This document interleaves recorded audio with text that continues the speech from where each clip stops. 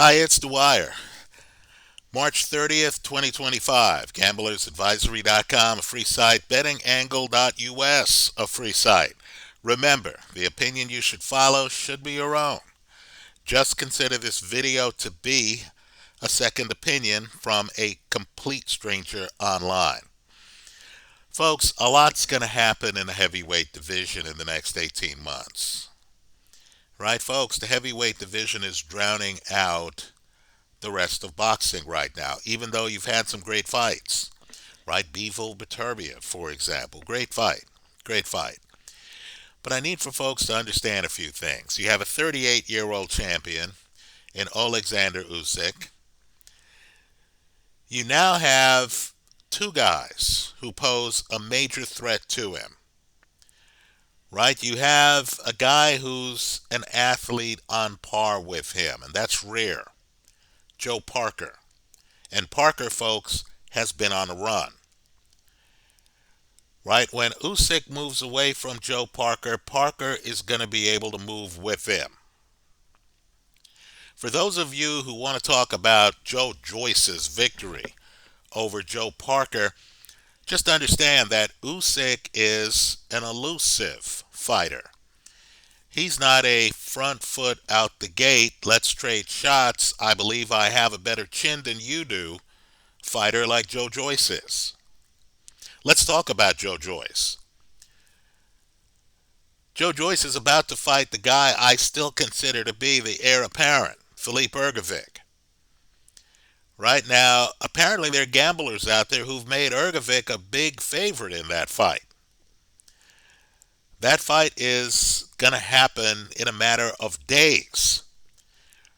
Right, folks? Ergovic, a guy who can loop his punches, that's a unique skill. Against Usyk, that's a good fight. Let's talk about another fighter who could challenge Usyk. Right? The rumor is that Usyk's Achilles is his stomach, that he has a problem taking body punches. He got hit, we'll say in the stomach area, by Daniel Dubois. He went down. Who knows if he could have continued if he only had 10 seconds to get up or 2 minutes to get up, right? Because he had something like 5 minutes to get up. You have guys like Beterbiev who fought Usyk in the amateurs, right? And of course, Beterbiev feels privately that Usyk might be a little soft to the belly. Well, folks, you have an unbeaten fighter, a guy who's already beaten Derek Chisora, who, of course, only boxing can do this, is rumored to be in contention to fight Daniel Dubois. Right? You almost want to say, whoa, whoa. Didn't Ajit Kabayel already beat Derek Chisora? Well, let me just say, Ajit Kabayel's out there. He wants a shot at the title. He is the premier body puncher in the heavyweight division. Right now, you have a champion who has been knocked to the canvas off a body shot. Right? Let's just say that fight would be interesting. Unbeaten against unbeaten. Just understand, 2026, that's when it all shakes out. So you have a two-time heavyweight champion, an Olympic gold medalist, in my opinion, a future Hall of Famer, Anthony Joshua. And he's talking about waiting until 2026 to fight Jake Paul. Come on, player. If you're going to fight the guy, Jake Paul needs a dance partner right now. He thought he had one in Saul Alvarez. That's after fighting Mike Tyson. Right? Say what you want about Jake Paul, folks. He's now going after big names. We already know he can beat a Hall of Famer. He has done that by beating Mike Tyson.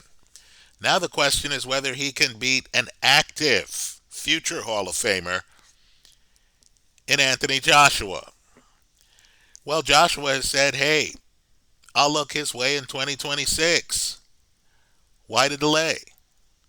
Eddie Hearn has said, hey, look, we'll think about him down the road. Again, why the delay? In 2026, things are going to come to a head. There are going to be real fights involving the names I mentioned earlier. Right? Why would Joshua wait to fight Jake Paul? Somebody explain it to me here in the comment section of this YouTube video. Now let me just say, Jake Paul hasn't gone 12 3-minute rounds in a professional fight. If I'm Joshua, I definitely want the fight to be a 12-round fight. The question is whether boxing will allow it to be. I need for folks to understand 10-round fights are too perilous for prohibitive favorites. We all remember Francis Ngannou dropping Tyson Fury. Right? By the way, that's more than Usyk did in the rematch. Right? Well, just understand, when you get dropped and you're the prohibitive favorite, you have a hole to climb out of, and you don't have 12 rounds to do it. Right? From this seat, I thought Fury needed to close strong. I thought Fury in a 10-round fight needed the 9th round, needed the 10th round. And that's what he got to get that win. If I'm Anthony Joshua, I need to think about a few things. I don't care what the public thinks. Jake Paul has an A-level right hand. We all understand life's unfair. We understand you don't have to have an amateur pedigree. You don't have to have been highly thought of. You could be an alumni of celebrity fights. An A-level right hand is an A-level right hand. Right? I don't care if it's from some guy who's a dilettante. I don't care if it's from an MMA fighter. Right? If we're going to think about punching power, let's think about punching power. Just think about what put heavyweight champion, then heavyweight champion Tyson Fury on the canvas. It was a punch from a guy in his first boxing match. Let's stop kidding ourselves. If Jake Paul lands flush on Anthony Joshua, Joshua might well hit the canvas. Right? Even Joe Joyce, a guy with a better chin than Joshua, hit the canvas against Derek Chisora. Stuff like this happens in boxing. Right? Importantly, the styles match up, don't they? For Jake Paul against Anthony Joshua. I know there are many people who saw the title of this video and they're saying, oh, Dwyer is going to say that Jake Paul has a chance. Folks, I don't have to tell you that, do I? All you have to do to see a guy who's using movement to confuse Anthony Joshua, who's always cautious in the early rounds, always, is to look at the Alexander Povetkin fight. Now let's get off the reservation here, right? I don't care what the judges saw. I don't care how they scored the fight and all that other stuff, right? And knockouts cause amnesia. We're talking about the time period before the knockout. Folks, Povetkin comes out. Joshua's clueless. Joshua is tentative. He understands he can't move with Povetkin. Povetkin is moving around the ring just like he did the first Dillian White fight. And Joshua's frozen. As I see it, Joshua's giving away round after round the beginning of that fight. Right? You just saw Jake Paul against Mike Tyson moving. Just like Povetkin did. Right? Just take out your film of Jake Paul against Mike Tyson. Jake Paul can move. He's not a pocket-based fighter. Jake Paul has worked hard. He actually has developed his left hand a little bit. His right hand is still his calling card. And he has figured out how to be back foot. Now just imagine if the British Boxing Commission allows the fight. Just imagine Jake Paul in Wembley against the cash cow of the heavyweight division. Just imagine the fight starts. Imagine it's a 10-round fight because it's not for a championship. Imagine Jake Paul starts moving. Just imagine on your scorecard after 4 rounds, you have Jake Paul up by 2. Folks, there's going to be a lot of buzz in the arena. Let me say a sad truth, too. In my entire time on YouTube, I have not found a more committed fan base than Anthony Joshua's fan base. Right? Every time I mention, as I'm about to here, that Joshua hasn't fought Fury, hasn't fought Deontay Wilder, and I'm naming contemporaries. Right? I'm naming guys who not only are contemporaries, but who had shares of the heavyweight title for years. Right? For years during AJ's career. Every time I mention that he hasn't fought these guys, I get a backlash. People are defensive. Right? People really believe that AJ has gotten a bad break. That critics who look at his record and who say, hey, he didn't fight these luminaries, are overlooking the fact that he fought Joe Parker, that he fought Usyk twice, that he fought Andy Ruiz twice. Right? That Kubrat Pulev has a share of the heavyweight title right now. He destroyed Kubrat Pulev. Right? Okay, fair enough. Joshua certainly has accomplished a lot. Of the names I've mentioned, which one of them was a mover on par with Jake Paul? How many movers has Joshua faced in his career? Right, folks? Jake Paul can fight low. He's shorter than Joshua. He can start fast, just like Alexander Povetkin did against Joshua. If it's a 10-round fight and not a 12-round fight, there's a distinct possibility that we get to the 5th round and people start to realize that Joshua needs the round. Right? There could be the possibility that you get to the 8th round and you start to think the unthinkable, that Joshua needs a knockout to win the fight. Right, folks? Styles make fights. There are certain heavyweights who could come looking for you. Right? I need for people to just look at George Foreman against Kenny Norton, George Foreman against Joe Frazier. Right? Foreman was 0-60. If he's the bigger man, Foreman, in fact, when he wins the title, he goes to Asia. There's a fight, I believe, in Japan, where Foreman comes out and he's front foot heavy and he's just hunting down the guy. Right? Foreman would put Jake Paul on the clock. In fact, another fight with a guy like this, Joe Frazier against Hall of Famer, great light heavyweight champion, Bob Foster. Right? There's certain heavyweight champs who believe, I'm bigger than this man. I hit harder than this man. Right? This fight's going to get popping in the 1st round. In my eyes, and I know, AJ has gotten 1st round stoppages. Charles Martin, for example. Right? But in my eyes, AJ doesn't get going until the 3rd or 4th round.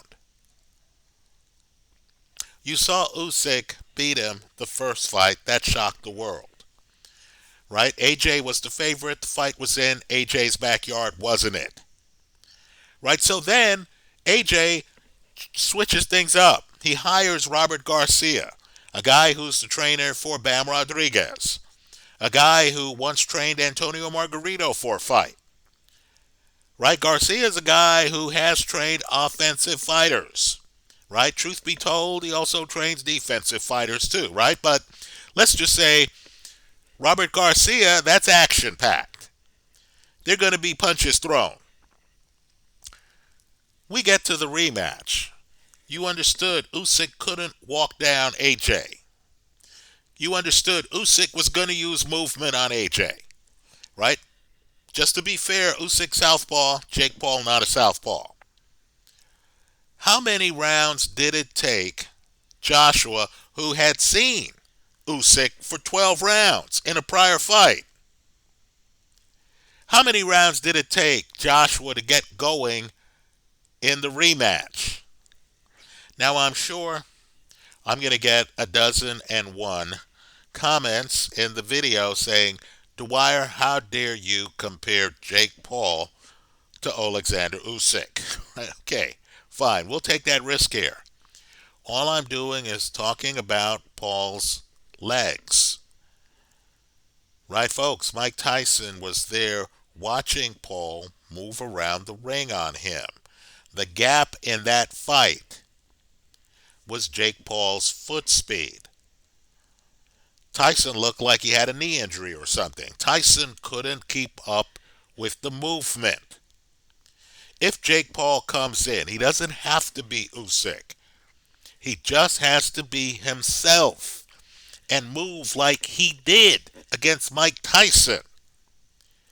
Isn't there a possibility that Jake Paul sweeps the early rounds like Usyk swept the early rounds against Anthony Joshua? Isn't there that possibility? Right, folks? In a 10-round fight, even in Wembley, there's also going to be another dynamic. I know AJ's loved. Folks, he's loved. Right? AJ's one of these guys who, for whatever reason, fans identify with. Right? I need for folks to understand Ali had some losses. Right? The fact that a fighter has losses doesn't mean he stops being loved. I understand Daniel Dubois knocked down AJ several times in their recent fight. Right? Make no mistake. AJ's a guy who can get 80,000 people to Wembley. It's an open question on whether Dubois can pack that arena even for a fight against Usyk, another fight, like it was packed for AJ, because you understood a lot of people who attended the Dubois-AJ fight came because AJ was fighting. Right? That's the reality. But let's talk about another one. What Will Chamberlain said. It's something I fully believe. No one roots for Goliath. We all know who the Goliath is in this fight. It's not the YouTuber who was fighting basketball player Nate Robinson, who lost to Tommy Fury, whose big win is over Julio Cesar Chavez Jr. Right? It's not the YouTuber. The Goliath in the fight is the Olympic gold medalist, the two-time heavyweight champion. Right? He's the Goliath. So if you're at Wembley in the UK, if you're in AJ's house,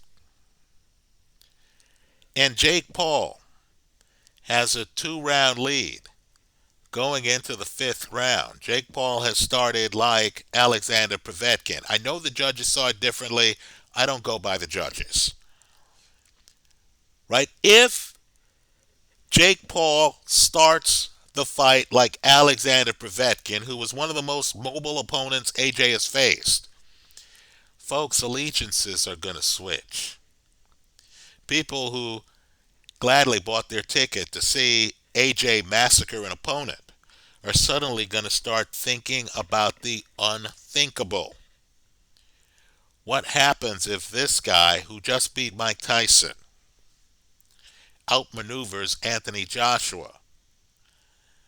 Right? Let me say, too, Rocky Marciano used to fight low, right? You have a whole group of people who believe that Marciano against Ali would nullify Ali's jab by being too low for Ali to land it, right? They had a film.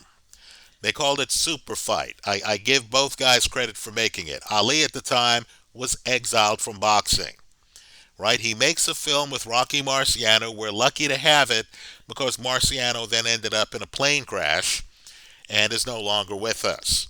And in that fight, you see the guys, and Marciano, wearing a toupee, is so low that you have to ask yourself the question, could Ali, who was the definition of an agile heavyweight, right? Ali was a great athlete in the 60s. Great athlete, right? Not a rope-a-doper. He's a great athlete in the 60s. And you have to ask yourself, what power punches could Ali land on Rocky Marciano if the two of them fought?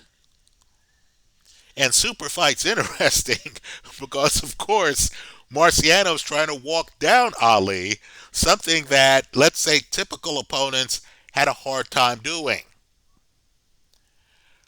Right? Well, let me just say, Jake Paul is much shorter than Anthony Joshua. Right? If Jake Paul can move and if Jake Paul can get low in the comment section of this video, tell us what punches Joshua could land on Jake Paul to hurt him. Right? Understand, Joe Parker fought AJ. Right? Parker, in my opinion, took AJ's right hand right off at the shoulder. Right? Parker is subtle, but he's never in position to get hit by AJ straight right. That's what mobility does. Right? Parker, mobile, one of the more mobile opponents that AJ has faced, goes the distance against AJ. Now we know that if Jake Paul goes the distance against AJ, at a minimum, that's a moral victory for Jake Paul. Wasn't the British press all over AJ for Jermaine Franklin being able to go the distance against him? Right, folks? AJ would need to drop Jake Paul at least once. And I mean this, at least once, to credibly beat him on the scorecards. Right? Jake Paul, with the movement, with the ability to stop by the pocket long enough to do an ambush, throw some shots, if he learns something from the Povetkin tape, it's that he wants to come in and he wants to hit AJ low. Right? He wants to come in, he wants to guard against AJ shortening the punch as he enters the pocket. If he can guard against AJ landing the kind of shot that ended the Povetkin fight, I see no reason why Jake Paul can't last as other guys with legs have done. Usyk, 2 fights. Joe Parker, 1 fight. All 3 of those fights go the distance. I see no reason, particularly if the fight's only 10 rounds, because it wouldn't be for a title, not even an interim title. I see no reason why Jake Paul can't make it to the later rounds against Anthony Joshua. Joshua lulls Francis Ngannou into the pocket. Right? Jake Paul has to just be certain that a pocket doesn't form. Right? If he avoids having a pocket form in the early rounds, then you're going to have desperation. You're going to have crowd allegiance switching. You're going to have people asking if they're watching a Buster Douglas Mike Tyson fight. right? I think that fight is competitive. It's already the end of March, right? In 2 days, it's going to be April, right? I'm hoping Anthony Joshua realizes there are going to be some real heavyweight fights next year, right? Someone has got to win the Joe Joyce Philippe Ergovic fight, right? Someone's got to win the Richard Torres Guido Vianello fight. You got some great fights on deck right now, right? We're going to see Joe Parker, Ajit Kabayel. They're going to have a fight. The division can't avoid both en masse until 2026. So by the time we get to 2026, things could look very different in the heavyweight division. You're going to have real fights. AJ is going to want to be in the middle of those real fights. Deontay Wilder's coming back. He has a fight scheduled. Don't keep us waiting on a possible fight against Jake Paul. Have the fight now. Have you seen the Netflix numbers on the viewership of Jake Paul's last fight against Mike Tyson? Right? Only in boxing can we look at a guy who is drawing huge numbers and say, I'm not going to fight him until next year. Why? Because he's not a serious enough opponent. Right? Folks, he just beat a Hall of Famer. Right? Understand, Tyson, in the fight before this, beat Roy Jones. Right? So, all I can say is Jake Paul's out there. He has box office. He's calling out AJ. If AJ wants to fight, AJ, give it to us a month after Crawford Canelo. Give us something big to watch in October. Right? Let me say this to Turkey. You've put on some great cards, right? Big time fights stacked together. Cards with multiple championships at stake. Right? You're telling me that folks can't tuck AJ against Jake Paul on one of those Riyadh season cards? Let's say the other fight is Usyk against Kabayel. Okay, fine. Let's see AJ against Jake Paul. Right? I think what's really going on here is that the fighter who's known as the problem child could become an even bigger problem for boxing if he pulls an upset on one of those cards. If people showed up and said, who's going to win this Usyk Kabayel fight or this Usyk Parker fight? And then on the undercard, they actually see Jake Paul beat Anthony Joshua. Right? Is the sport ready for that? Right? Fans saying, well, I thought Jake Paul was a gimmick, but he beat Tyson, he beat Joshua. When is he going to fight Usyk? Right? Understand, cruiserweight champion Kevin Lorena is already calling him out. Let me say this too. And I know people are going to say, oh, gee, people are saying that Jake Paul is going to beat Anthony Joshua, right? I would expect Joshua to win that fight. A big key would be whether Joshua can land his jab early, right? That's a big key, right? Might not be able to because he's fighting a guy who's much more agile than him. There's an agility gap here, even though Joshua's an athlete for his size, right? But what I am saying, and let's be clear here, this is a site for gamblers. Jake Paul is the betting side of the play. What do you think the odds are? I'm guessing Jake Paul would be a plus 400, a plus 500. Right now, I wouldn't take him against George Foreman. I wouldn't take him against Joe Frazier. Right? And I mean prime Joe Frazier, not a 50-odd-year-old Joe Frazier, right? Prime Joe Frazier. But Anthony Joshua, a guy who I consider to be cautious for at least, the first 2-3 rounds? Yeah. Give me the plus 500 or the plus 400, I'll be the casino's Huckleberry. Right? The game plan would be Jake Paul fighting like Alexander Povetkin being up by 2 rounds or more going into the fifth round, right? And then finding a way to stay away from AJ, who would be in desperation mode. Let's remember that Vladimir Klitschko fight, the punch that changes that fight in the later rounds is AJ landing an uppercut on Klitschko right off a break. Right? Where is Klitschko? He's right in front of AJ.